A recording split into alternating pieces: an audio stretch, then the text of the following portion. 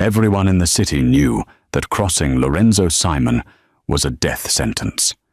But disrespecting his fiancée, Francesca Rossi, was considered something far more terrifying. She didn't just end careers. She collected fear like other women collected jewelry, wielding humiliation as her weapon of choice against anyone she deemed beneath her station.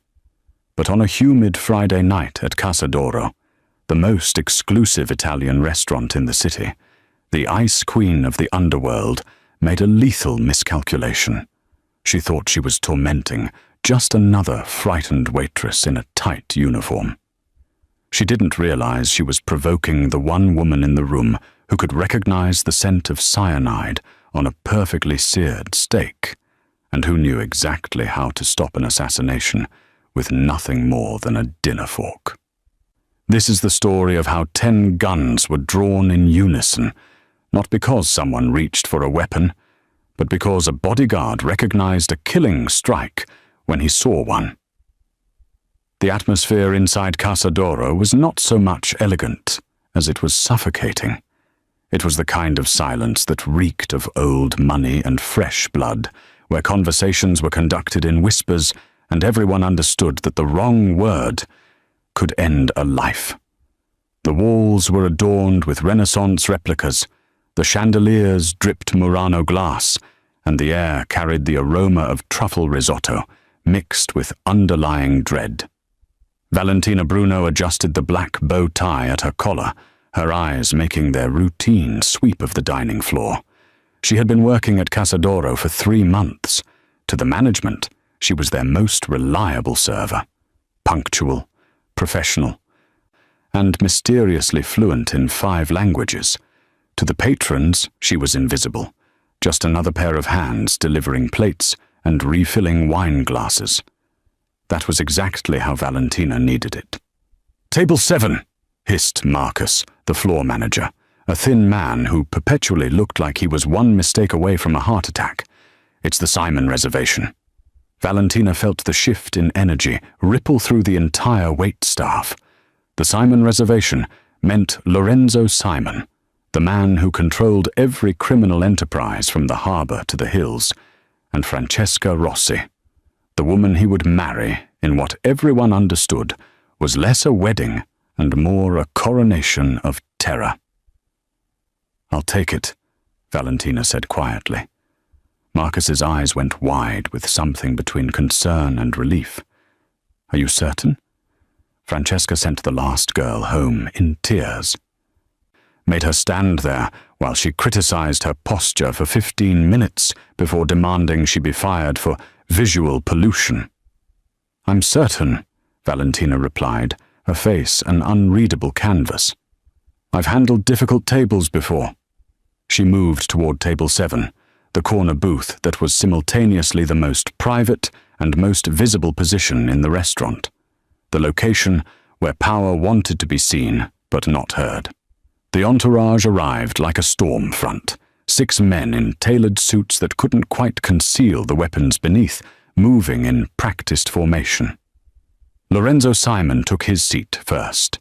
He was all controlled violence and calculated stillness, a man who wore a 3-piece suit like armor and surveyed the room the way generals surveyed battlefields. He didn't reach for the menu. His attention stayed on the entrance, on the angles, on potential threats. Then Francesca Rossi glided in beside him. She was breathtaking in the way that venomous things often are. Porcelain skin, raven hair swept into an immaculate chignon, and lips painted the precise shade of arterial blood. She wore a crimson dress that probably cost more than Valentina's entire year of rent, and she moved through space as if the world existed solely to frame her beauty. Her designer clutch hit the white tablecloth with deliberate force, causing the silverware to shiver. "This temperature is unbearable," Francesca announced, her voice pitched to carry just far enough to make neighboring tables uncomfortable. "Marcus, am I expected to dine in what feels like a meat locker?" Valentina stepped forward before Marcus could spiral into apologies. "Good evening, Mr. Simon, Miss Rossi." Welcome to Casa d'Oro. The temperature is set to our standard climate for optimal food preservation, but I would be happy to request an adjustment to your personal comfort. Francesca's head snapped up, dark eyes narrowing as she conducted a slow, predatory assessment. She was searching for weakness, a nervous twitch, a coffee stain, a tremor in the hands. Finding none, her mouth curved into something that might have been a smile on someone with a soul. "I don't want adjustments," Francesca said, her voice dropping to a dangerous purr. "I want competence. Bring me still water, San Pellegrino, in a glass with exactly 3 ice cubes. And if I taste even a hint of tap water, I'll make sure you never work in this city again." Lorenzo didn't speak. He simply watched Valentina with dark, calculating eyes. Most servers wilted under that combined scrutiny.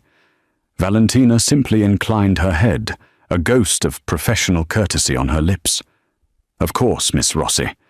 Right away."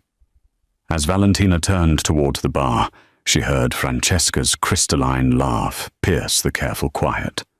"Where do they find these people, Lorenzo? She has the dead eyes of a department store mannequin." Valentina's expression didn't change, but her mind was already working several moves ahead. She knew who Francesca Rossi claimed to be, the daughter of the Rossi wine empire, educated in Switzerland, a woman of impeccable breeding who had somehow captured the city's most dangerous man. But Valentina also knew what others didn't. She had a gift for details, for the small inconsistencies that money couldn't quite erase. The faint scar on Francesca's right hand that matched a specific combat training injury, the way she held her fork with her left hand, despite claiming to be right dominant in every society photo, the micro-expression that flickered across her face whenever Lorenzo mentioned his business rivals. Not concern, but calculation. Tonight wasn't just about serving dinner. Tonight was about watching, waiting, and survival. Because Valentina Bruno knew something that no one else in that room knew. She had seen Francesca Rossi's face before, 3 years ago, in a classified briefing about a covert assassination network known only as the Black Widows. And if Francesca recognized her in return, neither of them would leave Casa d'Oro alive. Before we begin, kindly subscribe and tell me where you are watching from. I'll be in the comments responding to everyone. The steak arrived on a hand-painted Limoges plate, the meat glistening under the chandelier light like a promise of violence. Francesca's manicured fingers reached for her knife, but then she paused, her crimson lips curling into something cruel. "You," she said, snapping her fingers at Valentina. "Come here." Valentina approached with measured steps, her face a mask of professional neutrality. "This steak looks overcooked," Francesca announced, though the ribeye was a perfect medium rare, blood pooling at its edges. "Actually, it smells rotten. Doesn't it smell rotten, Lorenzo?" Lorenzo said nothing, his dark eyes fixed on his fiancée, with an expression that could have been amusement or warning.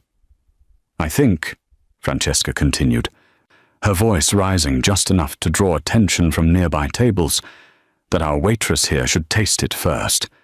You know, to ensure quality control." She pushed the plate forward. "Eat a piece. Now." The bodyguards shifted uncomfortably. This was theater, humiliation as performance art. Valentina leaned forward slightly, and that's when she caught it. The faint, bitter scent beneath the char and rosemary. Almonds. Not the sweet kind from dessert, but the chemical approximation that meant only one thing. Cyanide. Her mind calculated in milliseconds. The poison was on Lorenzo's steak, not Francesca's identical plate, positioned 6 inches to the left. This wasn't bullying. This was an execution masked as dinner service. Francesca's hand moved toward the plates, ready to rotate them in the practiced motion of sharing food between couples. The gesture that would seal Lorenzo's fate. Valentina moved. Her right hand shot forward, the silver fork gripped in a reverse tactical hold. The tines came down with surgical precision, pinning Francesca's wrist to the white tablecloth with enough force to draw a single drop of blood, but not enough to puncture through. The specific angle, the speed, the follow-through. It was a combat technique called the Scorpion Strike, designed to immobilize without killing. It was also a maneuver known only to a very specific subset of trained killers. The response was instantaneous. 10 guns cleared leather in perfect synchronization, the metallic chorus of sliding steel filling the pressurized silence. Lorenzo's bodyguards had their weapons trained on Valentina before Francesca's scream even left her throat. But they weren't moving closer. They were frozen, recognition flickering across their professionally blank faces. Lorenzo raised one hand slightly, a gesture that said, "Wait." His eyes moved from the fork, pinning his fiancée's wrist to Valentina's face, reading the absence of fear, the controlled breathing, the stance of someone ready for the bullets that might come. "Explain," he said quietly. Not a question, a command. "The steak is poisoned," Valentina said, her voice steady despite the 10 barrels pointed at her skull. "Cyanide compound, likely potassium or sodium variant. You can smell the almonds beneath the seasoning if you know what to look for." "You lying bitch!" Francesca shrieked, trying to pull her wrist free and failing. "She's insane! Lorenzo, she attacked me!" "Then eat it," Valentina said calmly, her eyes never leaving Lorenzo's. "If I'm wrong, I'll resign and you can have me arrested. But if I'm right, your fiancé just tried to murder you." Francesca's face went pale beneath her makeup. "I'm not eating anything this psychopath touched." "You weren't going to eat it anyway," Valentina continued, nodding toward Francesca's plate. "That one's clean. You were going to rotate the plates. It's what couples do, sharing food. Except you would have made sure he got the poisoned portion." Lorenzo's expression didn't change, but something shifted behind his eyes. He reached for the plate, and 4 bodyguards simultaneously said, "Boss, don't." Instead, Lorenzo gestured toward the small white dog in a designer carrier at Francesca's feet, a Maltese that went everywhere with her, a living accessory. "Your dog," Lorenzo said softly. "Feed it to Snowball." "What?" "No." "I'm not." "Now." The word carried the weight of absolute authority. One of the bodyguards retrieved the dog, holding it while another cut a small piece of the steak. The Maltese, bred for decorative purposes and fed organic treats, eagerly consumed the meat. For 15 seconds, nothing happened. Then the dog began to seize, its small body convulsing as foam gathered at its mouth. It was dead before it hit the floor. Francesca lunged, but Valentina's fork held firm. Lorenzo stood slowly, his face carved from ice. "Take her to the wine cellar," he said.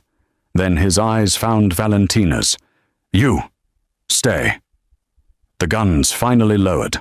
Francesca's screams echoed through Casa d'Oro as 2 bodyguards hauled her toward the kitchen, her designer heels scraping against the marble floor. "You're dead!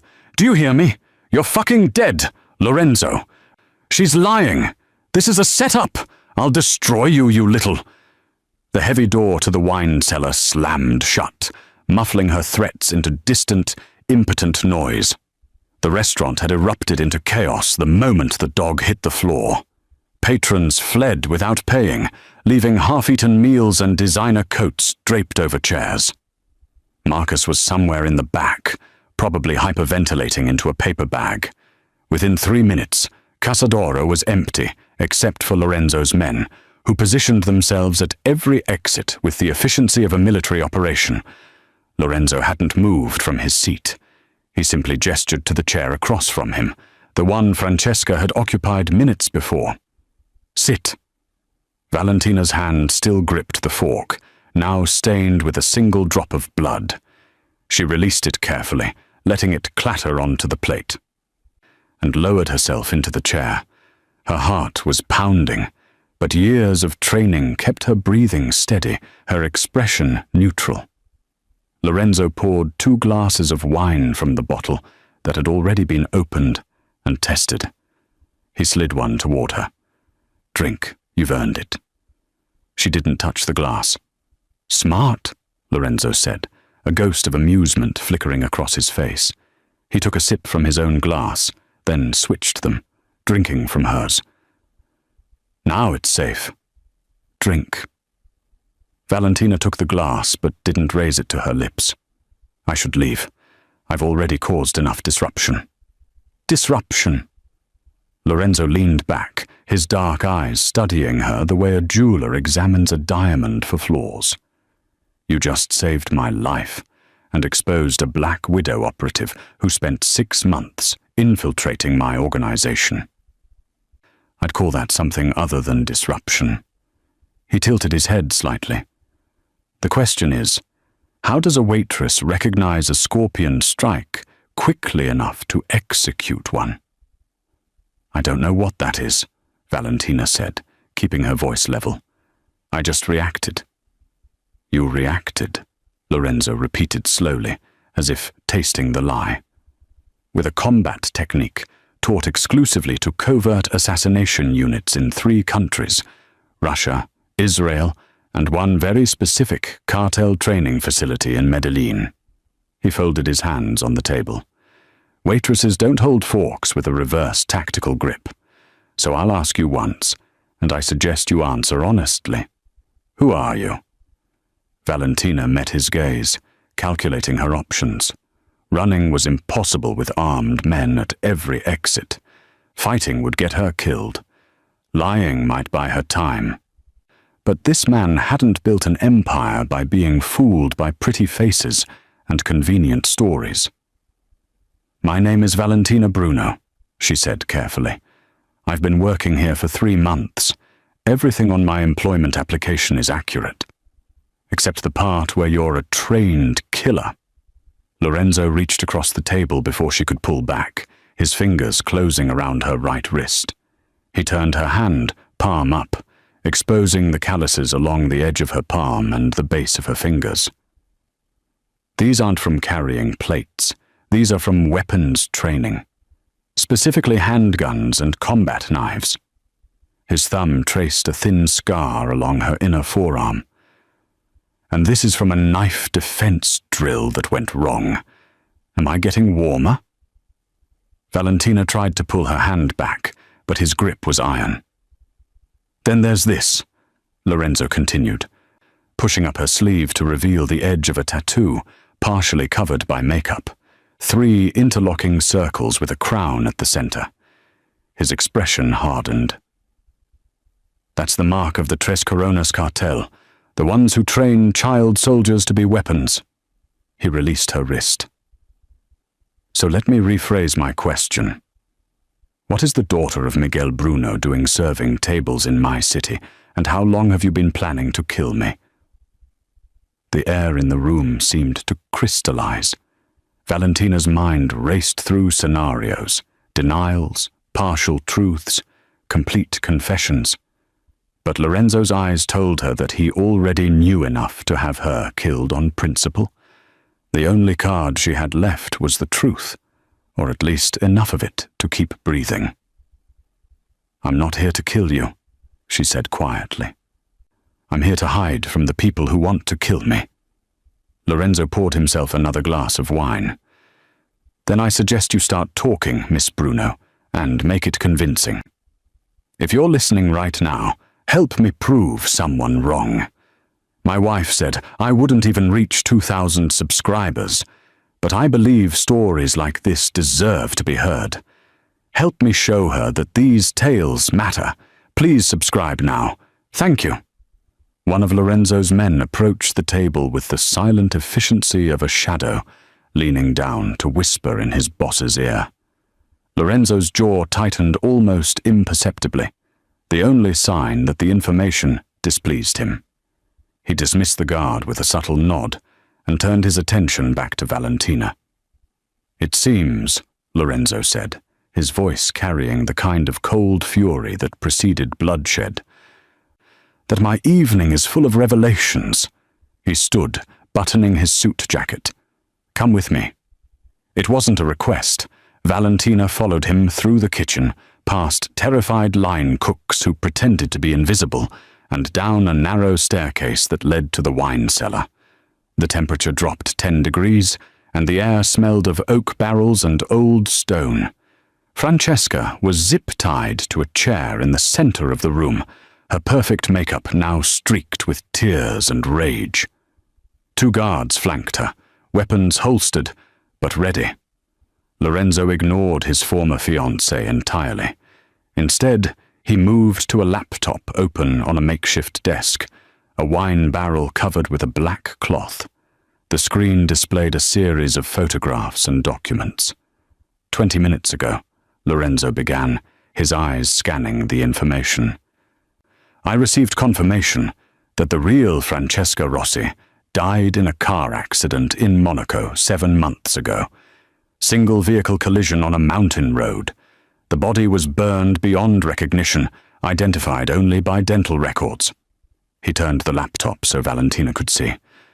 Dental records that were submitted by a private clinic that, coincidentally, no longer exists. The photograph showed a beautiful woman with dark hair and the same general features as the woman tied to the chair, but the eyes were different. Softer, less predatory. "The woman I've been sleeping next to for 6 months," Lorenzo continued, his voice devoid of emotion, "is an operative from an organization we've only heard whispers about. They call themselves the Black Widows. Ghost stories in our world. Assassins so deep undercover that they become their targets' lovers.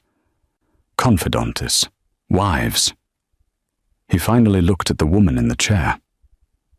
"Tell me, how long were you planning to wait before putting a bullet in my head?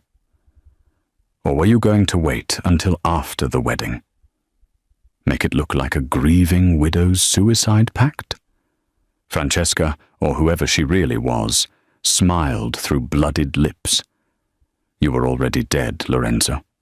You just didn't know it yet." "Who hired you?" Lorenzo demanded. "Does it matter? You have enemies in every direction." "Take your pick." Lorenzo pulled his weapon with practiced ease, pressing the barrel against her forehead. For 3 seconds, nobody breathed. Then he lowered the gun and holstered it. "Take her to the facility. I want names, contacts, and every piece of information extracted by morning. Use whatever methods are necessary." The guards hauled her toward a service exit. Her laughter echoed off the stone walls until the door slammed shut. Lorenzo turned to face Valentina, his expression unreadable. "Twice tonight I've been reminded of my mortality. First, I was nearly poisoned at dinner. Second, I discovered the woman I was going to marry was sent to kill me." He moved closer, invading her space in a way that was both threatening and intimate. "Which brings me to you, Valentina Bruno, daughter of a cartel king, trained killer, currently working as a waitress and living in a studio apartment in the warehouse district under a lease signed with forged documents." Valentina's blood ran cold. "You had me investigated. The moment you pinned that fork through her wrist, I had my people pull everything on you. It took them 17 minutes. He circled her slowly, a predator assessing prey. "Your father is dead. Killed by his own lieutenants 3 years ago. You disappeared the same night, after allegedly refusing to execute a family that owed money. Very noble, also very stupid, considering those same lieutenants have had a bounty on your head ever since." "I don't want trouble," Valentina said quietly. "I just want to be left alone." "You stopped being alone the moment you saved my life. Lorenzo stopped in front of her, close enough that she could smell his cologne mixed with gunpowder residue. "I have a problem, Valentina. Someone wants me dead badly enough to plant a trained operative in my bed for 6 months. That level of patience, that kind of resource investment, means there are more coming, and clearly I can't trust my own instincts anymore." He extended his hand, palm up, a gesture that was somehow more dangerous than pointing a gun. "So here's my offer. You work for me. You become my eyes, my early warning system. You identify threats before they get close enough to poison my food or share my pillow. In exchange, I protect you from your past. New identity, new life, and enough resources that the Tres Coronas cartel becomes a problem I solve for you, not something you run from." Valentina stared at his outstretched hand. "And if I refuse?" Lorenzo's smile was cold. "Then you walk out that door, and I give you a 10-minute head start before I sell your location to the highest bidder. Self-preservation, you understand." She looked at his hand, then at his eyes, searching for deception and finding only brutal honesty. Valentina reached out and shook his hand. "I want it in writing." "Already being drafted," Lorenzo replied. "Welcome to the family, Miss Bruno." The drive to Lorenzo's estate took 40 minutes through increasingly isolated roads, the city lights fading into darkness, punctuated only by the occasional street lamp. Valentina sat in the back of the armored SUV, separated from Lorenzo by 12 inches of leather seat that felt like a chasm. 3 additional vehicles formed a convoy around them, headlights cutting through the night like searchlights hunting for threats. The estate revealed itself gradually. First the perimeter wall, 15 feet of stone and iron that looked medieval, but hummed with modern sensors. Then the gate that required 3 separate authentication protocols.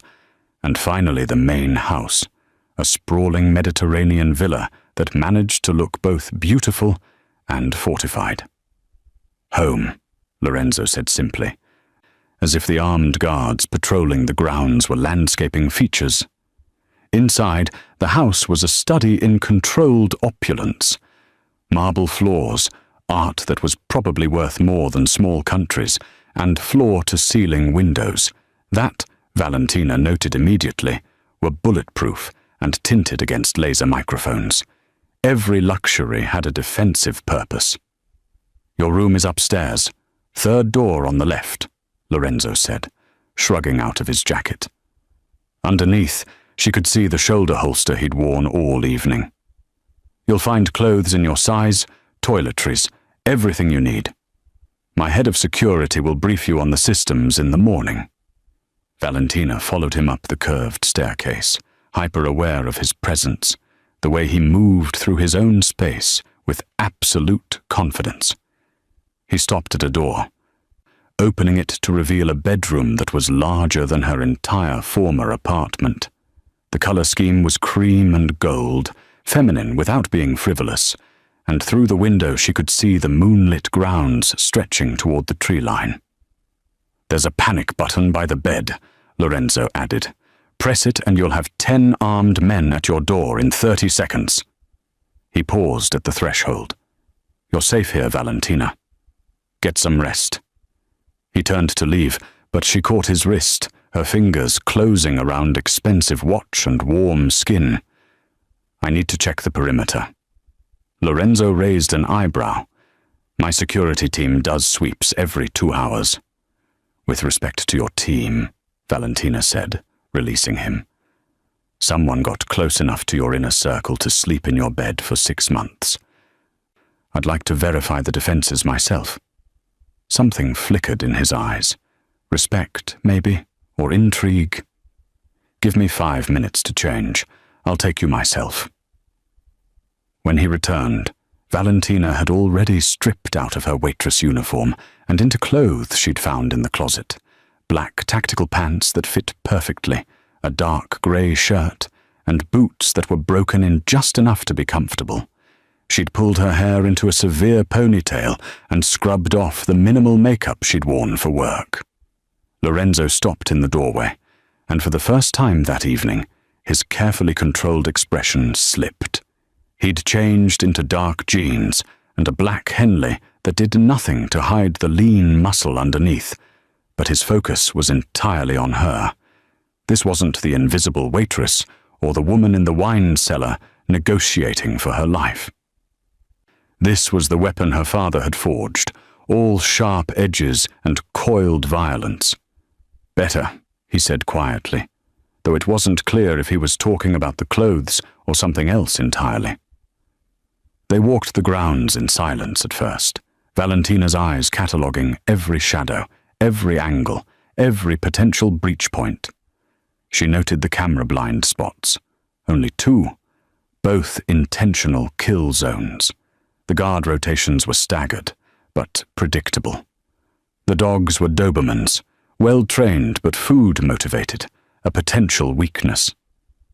"You're finding flaws," Lorenzo observed, walking close enough that their shoulders occasionally brushed.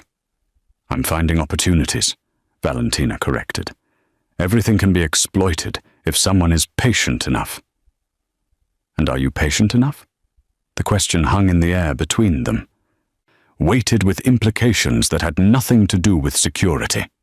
Valentina stopped walking, turning to face him. The moonlight cast his features in sharp relief, all angles and shadows. She could feel the pull of him, the magnetic field that dangerous men generated, the promise of protection and destruction in equal measure.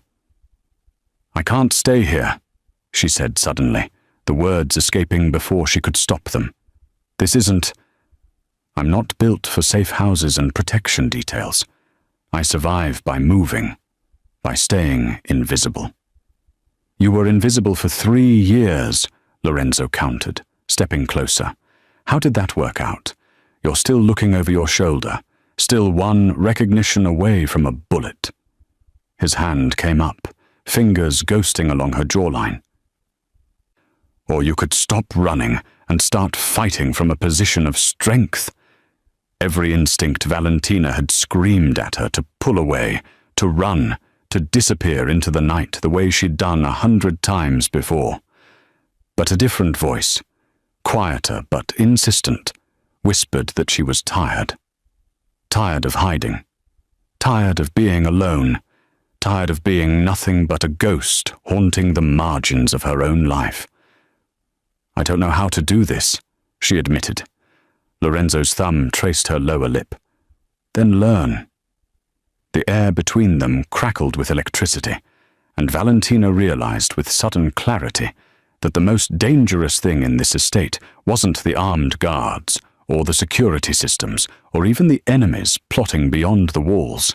It was the man standing inches away, offering her everything she'd convinced herself she could never have. The attack came 3 days later, on a Tuesday morning that had started unremarkably with coffee and intelligence briefings.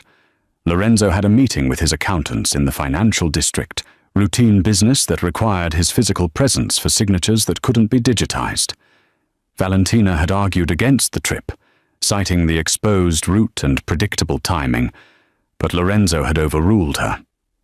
"We can't let them turn us into prisoners," he'd said, straightening his tie in the mirror. "Fear is a currency I refuse to spend."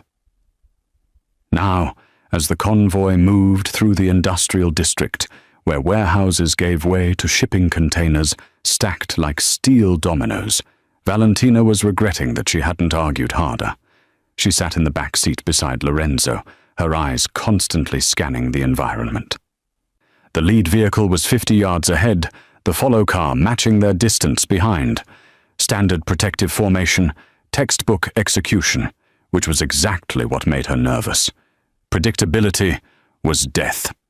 The explosion came from beneath the lead vehicle, a shaped charge that lifted the SUV 3 feet into the air before it crashed down in a twisted wreck of metal and flame.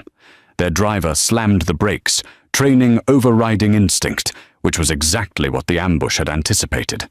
Gunfire erupted from the shipping containers on both sides, a coordinated crossfire that shredded the follow vehicle's tires and sent it careening into a concrete barrier. Armor-piercing rounds sparked off their own SUV's reinforced body, spiderwebbing the bulletproof windows. "Get down!" the driver shouted, reaching for his weapon. Valentina was already moving. She lunged forward between the seats, grabbed the driver by his tactical vest, and physically hauled him into the back beside Lorenzo. "I'm driving!" "What the—" She didn't wait for permission. Sliding into the driver's seat, she slammed the vehicle into reverse, the engine roaring as she accelerated backward at 60 miles per hour. The shooters adjusted their aim, but they'd positioned themselves for a static target, not a vehicle moving in retreat at highway speeds. "Seat belts!" Valentina snapped, her eyes flicking between the rearview mirror and the side mirrors, processing angles and obstacles with the calculating precision of a machine. A panel van screeched out from behind a container, trying to block their escape route. Valentina spun the wheel hard, executing a reverse J-turn that pivoted them 180 degrees. The tires screamed, physics and momentum fighting each other, until she punched the accelerator and rocketed forward, clipping the van's front quarter panel and sending it spinning. "Left side!" Lorenzo called out, and she saw the motorcycle emerging from cover, the rider raising an automatic weapon. Valentina jerked the wheel right, then immediately left, the SUV's weight and momentum turning it into a 3-ton weapon. The motorcycle tried to compensate, but misjudged the timing. The SUV's armored bumper caught the bike's rear wheel, sending rider and machine tumbling across the asphalt in a spray of sparks and screaming metal. More gunfire peppered their vehicle, and Valentina heard the distinct sound of a round penetrating the armor, a lucky shot or a higher caliber weapon. Lorenzo grunted, a sound that made her blood freeze. "I'm fine," he said immediately, pressure in his voice. "Keep driving." She pushed the SUV to its limits, weaving through the industrial maze with the kind of aggressive precision that only came from training in places where mistakes meant death. Behind them, the sounds of pursuit faded as they put distance between themselves and the kill zone. Valentina didn't slow down until they'd reached the financial district, where witnesses and cameras made further attacks unlikely. She pulled into the underground garage of a building Lorenzo owned, the heavy security gate closing behind them like a steel curtain. Only then did she turn to assess the damage. Lorenzo was pressed against the door, his left hand clamped over his right shoulder, where blood seeped between his fingers. His face was pale but composed, though sweat beaded at his temples. "You're shot," Valentina said, already moving into the back seat, her hands gentle but efficient as she pulled his jacket aside. "Grazed," Lorenzo corrected, though the amount of blood suggested otherwise. "Feels like it caught the muscle." The driver was already on his phone, calling for their medical team, but Valentina wasn't waiting. She stripped off her own shirt, revealing a black sports bra and the extensive scarring across her ribs that told stories she'd never shared. She used the fabric as a compress, applying direct pressure to the wound. Lorenzo hissed through his teeth but didn't pull away. His eyes were on her face, studying her with an intensity that had nothing to do with pain. "Where did you learn to drive like that?" he asked. His voice strained but curious. "Medellin," Valentina said simply, checking the wound's depth. The bullet had carved a furrow through the meat of his shoulder, but hadn't hit bone or major vessels. Painful, but survivable. "They taught us that cars were weapons before they taught us to shoot." "Remind me to give you a raise," Lorenzo said, then laughed, which made him wince. "Jesus, that hurts."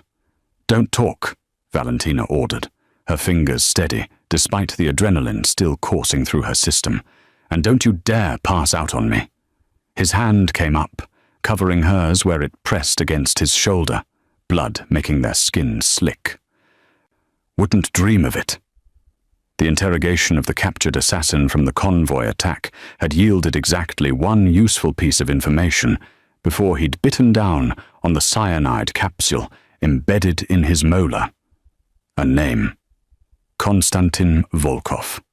A fixer who operated in the shadows between legitimate business and the underworld, the kind of man who could arrange anything from forged passports to contract killings, provided the price was right.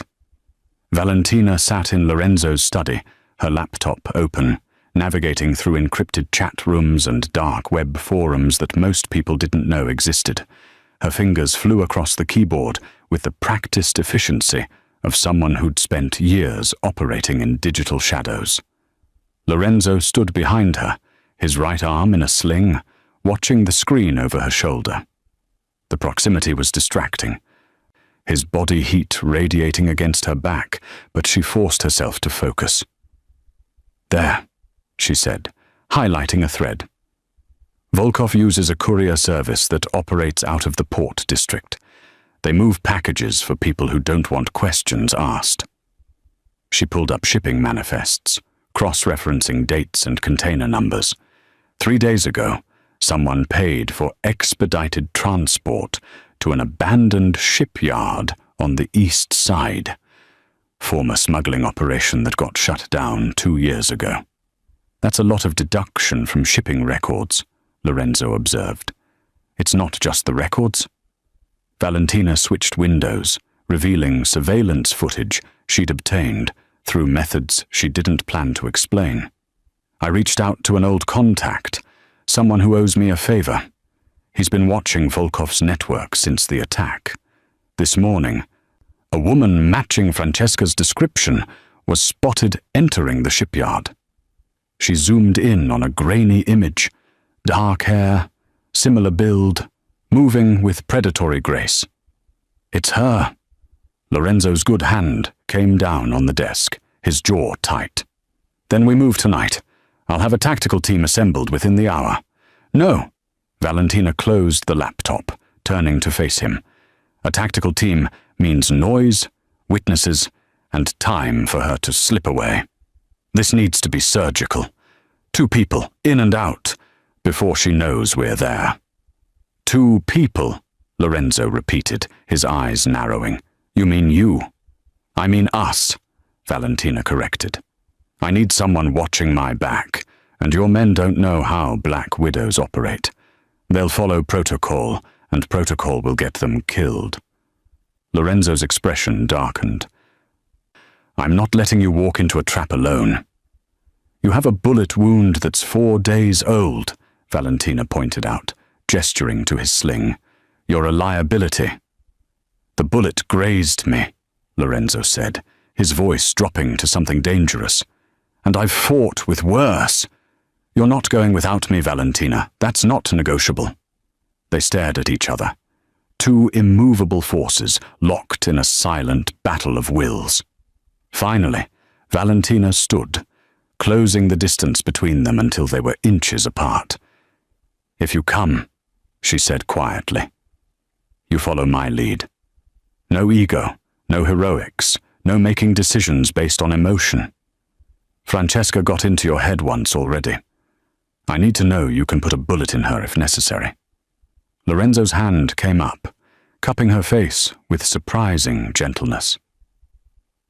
"I stopped feeling anything for her the moment that dog started seizing. What I feel now is practical. She's a threat that needs to be eliminated, and I want to be there when it happens." Valentina searched his eyes for hesitation or doubt and found only cold certainty.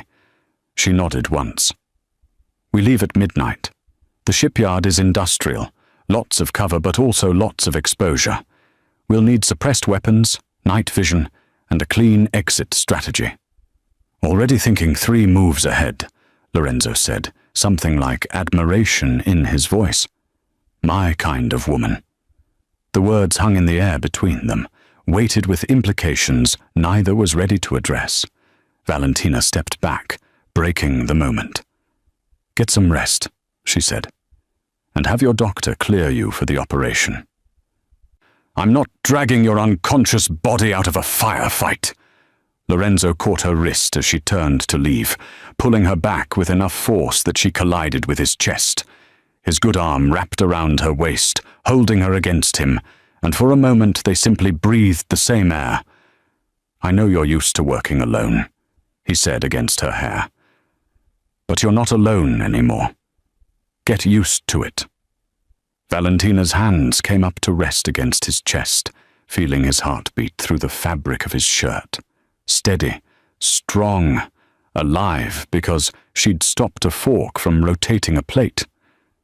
She thought about all the people she'd lost, all the connections she'd severed to stay invisible, and wondered if maybe, just maybe, she could risk being seen by this one man. "Midnight," she repeated, pulling away before she did something stupid like kiss him. "Don't be late." As she left the study, she could feel his eyes on her back, a weight that was becoming dangerously comfortable. She told herself it was just mission focus, just two people united against a common enemy. But the flutter in her chest suggested her body knew she was lying. The shipyard waited in the darkness, and with it, the woman who'd tried to destroy them both. Valentina checked her weapons one final time and tried not to think about how many ways the night could end in blood. The shipyard smelled of rust and brine, decades of salt air eating through metal skeletons that had once been cranes and cargo containers. Valentina moved through the darkness like a shadow, her suppressed Glock held in a two-handed grip, night vision goggles turning the world into shades of green. 20 feet behind her, Lorenzo matched her pace, his injured arm functional enough despite the sling he'd abandoned against doctor's orders. They'd entered through a gap in the perimeter fence, avoiding the main gate and the security camera that Valentina had spotted during her digital reconnaissance. The warehouse where Francesca had been sighted sat at the center of the yard, a 3-story structure with broken windows and graffiti-covered walls. Valentina raised a fist, signaling a stop. Something felt wrong. The shipyard was too quiet, the kind of silence that came not from emptiness, but from predators holding their breath. She scanned the catwalks, the container stacks, the shadowed recesses between buildings. Nothing moved. No heat signatures, no ambient sound. That's when she knew. "It's a trap," she whispered into her comms, already moving backward toward Lorenzo.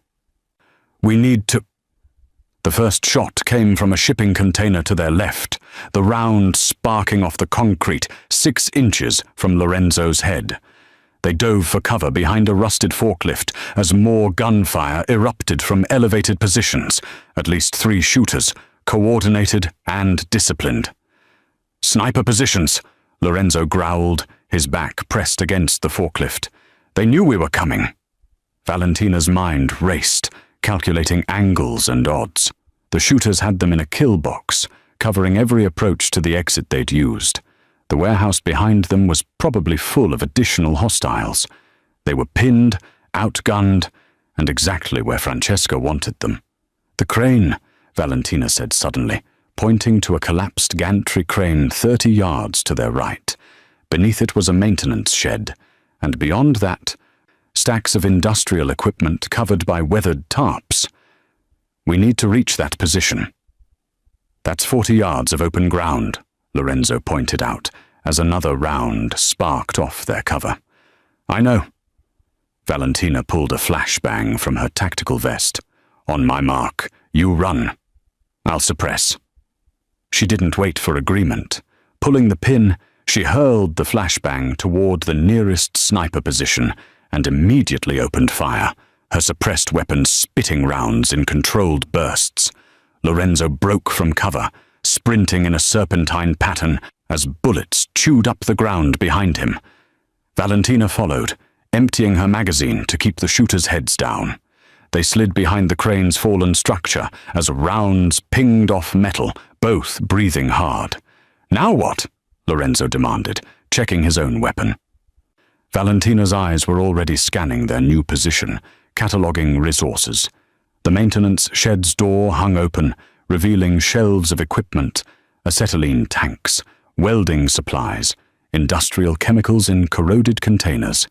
An idea formed, reckless and dangerous, but possibly their only chance. "Cover me," she said, darting into the shed. She worked fast, years of improvised weapons training guiding her hands. Acetylene tank. Check. Magnesium strips from a welding kit. Check. Fertilizer-based rust remover that was basically ammonium nitrate. Check. She grabbed duct tape and zip ties, assembling components with the practiced efficiency of a bomb maker. Lorenzo appeared in the doorway. "Valentina, what are you—" "Shaped charge," she said, not looking up. "Amateur hour version. But it'll work." She attached a simple radio trigger, scavenged from a broken walkie-talkie. "We're going to give them something bigger to worry about than us." She hefted the crude device, maybe 20 pounds of improvised explosive wrapped around the gas cylinder. "That container they're shooting from? If I can get this close enough, the overpressure will either kill them or convince them that staying in position is a bad idea." "That's insane," Lorenzo said. "You have a better idea?" Valentina checked the trigger's connection. "We can't shoot our way out, and we can't wait for reinforcements, so we change the game." Lorenzo studied her for a moment, then nodded. "Tell me what you need." "Distraction. Something that pulls their attention for 10 seconds. She pointed to a stack of paint cans. "Think you can make some noise?"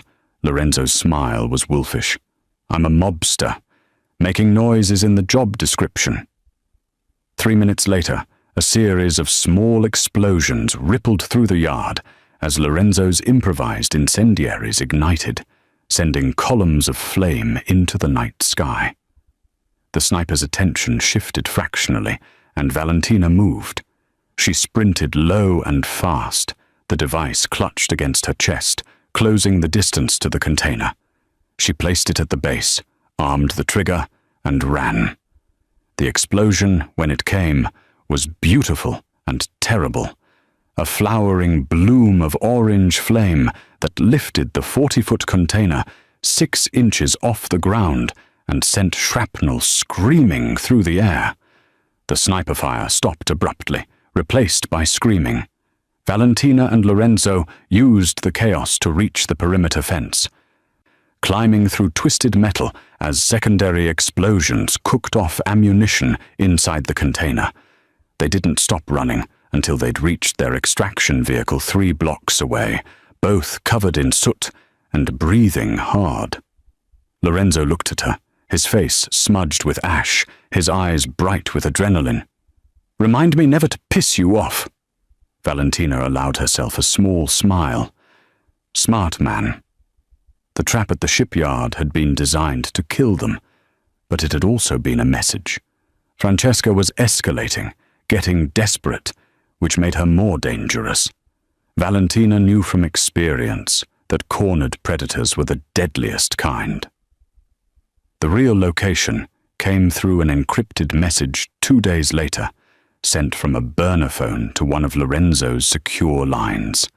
An address in the warehouse district, accompanied by a single sentence: "Come alone, or I start killing your men one by one." "She wants me," Lorenzo said, staring at the message on his phone screen. "She wants both of us," Valentina corrected. "This is personal now.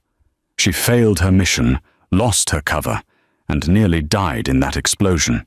Her reputation is destroyed. The only way she salvages anything is by finishing the job." They went together despite the warning, arriving at an abandoned textile factory as dawn broke over the city. The building was a corpse of brick and broken glass, 4 stories of industrial decay that had been slowly surrendering to gravity for the past decade.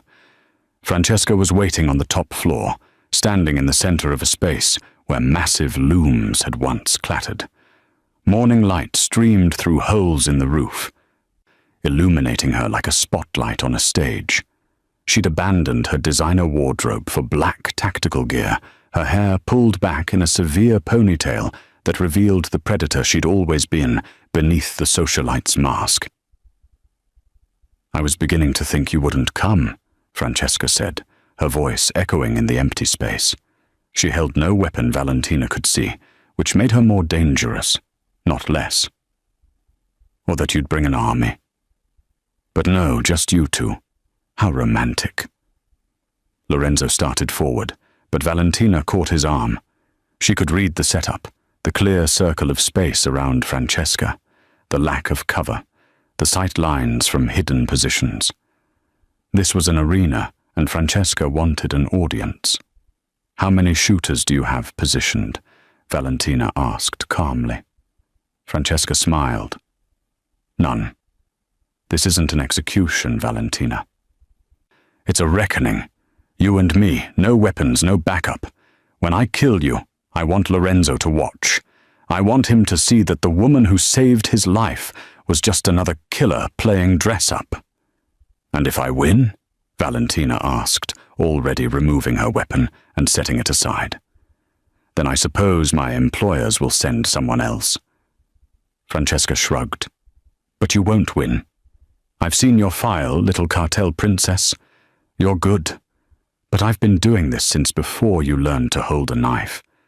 You're just a killer pretending to be a servant." Valentina stepped into the circle, rolling her shoulders to loosen them. She could feel Lorenzo's eyes on her back, his tension radiating across the distance between them. She thought about who she'd been, the weapon her father forged, the girl who'd learned to kill before she'd learned to love. She thought about who she'd tried to become, invisible, harmless, erased.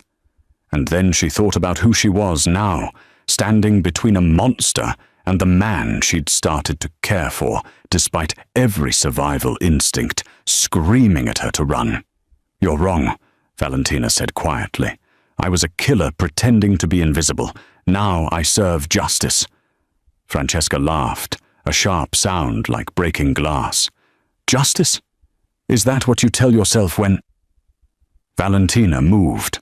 She closed the distance in 3 steps, her first strike a feint toward Francesca's center mass that drew the other woman's block high. Valentina pivoted, her elbow driving into Francesca's kidney with the full rotation of her hips behind it. Francesca grunted, spinning away, and they circled each other like wolves. "Fast," Francesca admitted, wiping blood from her lip. "But sloppy. Emotional." She attacked in a blur of movement, a combination of strikes that would have killed most opponents. But Valentina had been trained by men who believed hesitation was death, and she met violence with calculated brutality. She caught Francesca's kick, twisted, and used the momentum to throw the other woman into a support pillar. Francesca recovered instantly, launching herself forward with a flying knee that Valentina barely blocked. They grappled, 2 apex predators fighting for dominance in close quarters where technique mattered less than will. Francesca was strong, skilled, and utterly ruthless, but Valentina had something the Black Widow didn't. She had a reason to survive that went beyond completing a contract. Valentina broke the grapple with a headbutt that would have shattered a normal person's nose, then swept Francesca's legs. The Black Widow hit the concrete hard, and Valentina was on her instantly, knees pinning shoulders, hands closing around her throat. "You were sent to kill a man who didn't deserve it," Valentina said, her voice steady despite the blood running from her split lip. "You played with people's lives like they were toys. You murdered an innocent woman and wore her face." Francesca struggled, her face turning red, but Valentina's grip was iron. "I'm not pretending to be anything," Valentina continued. "I know exactly what I am. And right now, I'm the thing standing between you and him." She applied pressure until Francesca's eyes rolled back and her body went limp, unconscious, not dead, though the urge to finish it burned in Valentina's chest. She stood, breathing hard, and turned to Lorenzo. "Call your cleanup crew. and find out who hired her. This doesn't end until we cut off the head." Lorenzo crossed the distance between them, his hands framing her face, checking her injuries with gentle fingers. "You could have killed her." "I know," Valentina said, "but I'm trying to be better than what I was." He kissed her then, fierce and claiming, tasting like blood and promises. When they broke apart, Francesca was being zip-tied by Lorenzo's men who'd been waiting outside. "Justice," Valentina had said. Maybe she could learn to believe it. The interrogation of Francesca took 72 hours and yielded the names of 3 rival families, 2 corrupt politicians, and 1 international crime syndicate that had pooled resources to eliminate Lorenzo Simone. Within a week, Lorenzo's retaliation was swift and absolute. The kind of message that echoed through the underworld like a gunshot in a cathedral. Cross him, and the consequences would be biblical. Valentina watched it unfold from the estate, coordinating intelligence and identifying targets with the cold efficiency of someone who understood that mercy in their world was just another word for weakness. But as Lorenzo's empire stabilized and the threat level decreased from critical to merely dangerous, she felt the familiar itch returning, the urge to disappear. She packed her bag on a Thursday morning while Lorenzo was in the city handling the legal aftermath, payoffs and paperwork that would ensure no investigations reached too close to the truth. She moved through the bedroom that had become hers, taking only what she'd brought, leaving behind the expensive clothes and the life she'd briefly imagined might be possible. Her hand was on the doorknob when Lorenzo's voice stopped her. "Going somewhere?" She turned to find him leaning against the doorframe, still in his suit from the morning meetings, his expression unreadable. The sling was gone, his shoulder healed enough for full mobility, and he looked every inch the dangerous man who'd just dismantled a conspiracy through strategic violence and political maneuvering. "My debt is paid," Valentina said quietly. "You're safe now. The threat is neutralized. Our agreement was protection in exchange for service, and I've fulfilled my end." Lorenzo pushed off the doorframe, moving into the room with predatory grace. "Our agreement was that you work for me. I don't recall putting an expiration date on that contract." "Lorenzo, you're running again," he interrupted, closing the distance between them. "That's what you do when things get complicated, when people get too close. You disappear and convince yourself it's survival." Valentina's jaw tightened. "It is survival. People around me die, Lorenzo. Everyone I've ever cared about ends up dead or worse. I won't do that to you." "You already saved my life twice," Lorenzo countered. "You've bled for me, killed for me, stood between me and an assassin when you could have just walked away. So forgive me if I don't buy the martyr routine." He reached into his jacket pocket and pulled out a folded document, extending it toward her. "I had my lawyers draw this up. A new contract, if you will. Legal, binding, and significantly more comprehensive than our previous arrangement." Valentina took it, unfolding the pages with cautious fingers. Her eyes scanned the text, widening as she read. It wasn't an employment contract. It was a partnership agreement, full legal authority over half his legitimate businesses, her name on deeds and bank accounts, protections and provisions that went far beyond employee benefits. At the bottom, in a separate clause, were the words, "with option for permanent personal merger, pending mutual agreement." "Marriage," she said, her voice barely above a whisper.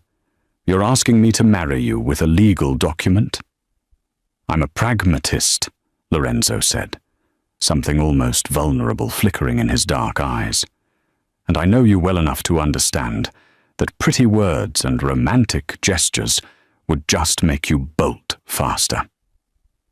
So I'm offering you what I know you understand: power, protection, partnership, an equal stake in everything I've built." He stepped closer, his hands coming up to frame her face. "You said you serve justice now. Serve it with me. Stop running from the life you deserve, because you're afraid of being happy." Valentina's hands trembled slightly, the document crinkling. "What if I'm not good at this? At being someone's partner, at staying in one place?" "Then we'll figure it out together," Lorenzo said simply. "That's what partners do." She looked at him, really looked at him, and saw not the mob boss or the dangerous man, but someone who'd seen every dark corner of her soul and chosen to stand beside her anyway. Someone who offered her not redemption, but acceptance. "I'll need a lawyer to review this," she said. A small smile tugging at her lips. Lorenzo's answering grin was triumphant. "I'd expect nothing less." 2 weeks later, they sat at table 7 in Casa d'Oro. The restaurant had reopened with enhanced security, and a new manager, after Marcus had retired to Florida, with a generous severance package. Valentina wore a black dress that probably cost more than 3 months of her former waitress salary, her hair loose around her shoulders, a diamond on her left hand that caught the light from the Murano chandelier. Lorenzo raised his wine glass across the table. "To new beginnings." Valentina touched her glass to his, the crystal singing. Around them, the restaurant hummed with the conversations of people who didn't know that the elegant couple in the corner booth had recently dismantled an international assassination plot with bullets and improvised explosives. A young waitress approached nervously, clearly new, and stumbled over her introduction. Valentina caught her eye and smiled, a genuine expression that transformed her face from beautiful to radiant. "Take your time," Valentina said kindly. "We're not in a hurry." The girl relaxed visibly and took their order with growing confidence. After she left, Lorenzo reached across the table, lacing his fingers through Valentina's. "How does it feel?" he asked. "Being on this side of the table?" Valentina looked around the restaurant, at the life she'd fought to protect, and the future she'd stopped running from. She thought about the fork that had changed everything, the violence that had revealed her truth, and the man who'd offered her not escape, but home. "Like I finally stopped pretending," she said. Lorenzo lifted her hand to his lips, pressing a kiss to her knuckles, to the calluses that told stories of survival, and the ring that promised tomorrow. "Good," he said, "because I have plans for us, partner, and they're going to require both of our particular skill sets." Valentina's smile turned dangerous, the weapon and the woman finding perfect balance. "I'm listening." Outside Casa d'Oro, the city continued its endless dance of light and shadow, but inside, at table 7, 2 people who'd learned to survive alone discovered something infinitely more powerful. They'd learned to survive together.